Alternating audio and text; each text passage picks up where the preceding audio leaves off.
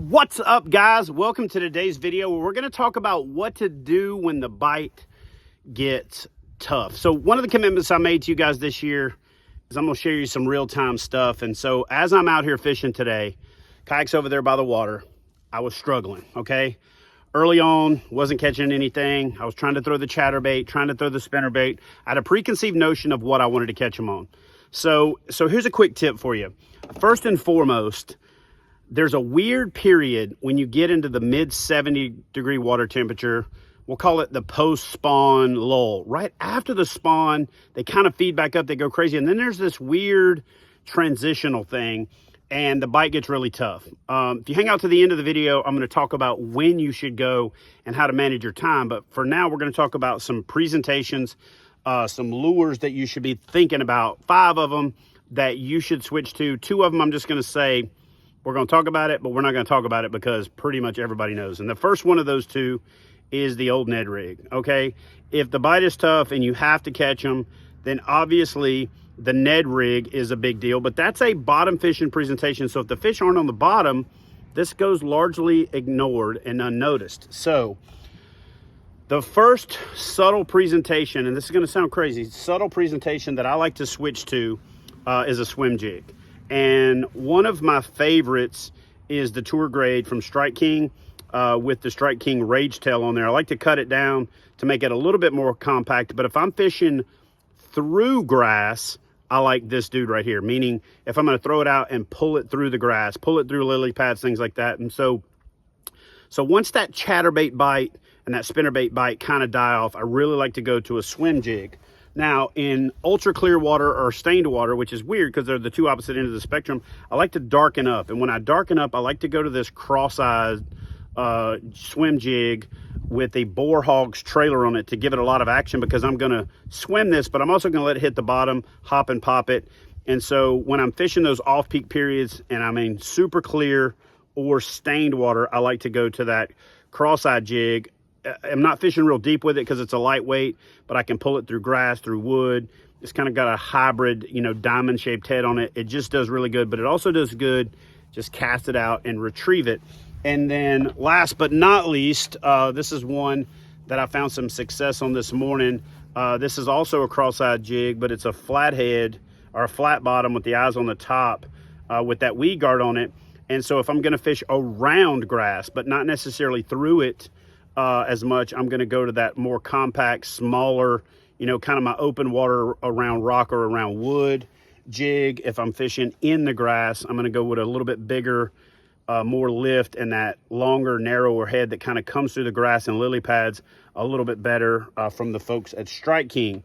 So the swim jig, put the swim jig at the top of your list as one of the first things to go to when that chatterbait or spinnerbait bite, kind of dies down.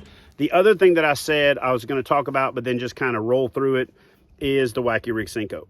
Obviously, the Wacky Rig SENKO is a staple in slowing down.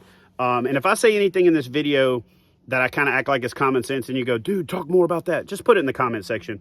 Whether you're rigging it with a O-ring inline like I'm doing here because I'm fishing around grass, and this is the owner jungle style with the little wire weed guard, or if you're fishing around wood or rock, I like to use 2 O-rings, crisscross them, and then put the hook through so that it's perpendicular to the bait. But again, this is not a Wacky Rig video, and like I said, there's a couple of these. Basically, the Wacky Rig and the Ned rig are kind of given, so I'm just going to kind of roll right through them.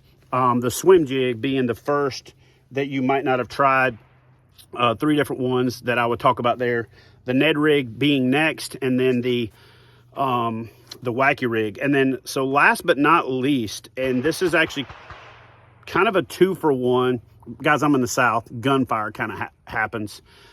This is a 2-for because I'm going to do the same thing both with a Yamamoto D-Shad, and I'm going to do it with a standard Zoom trick worm, the old dude right there. So this may be one of those things that you've done, haven't done it in a long time, have never done it, and you might go, dude, that's a good idea. Or you might go, bro, you're crazy. I don't care.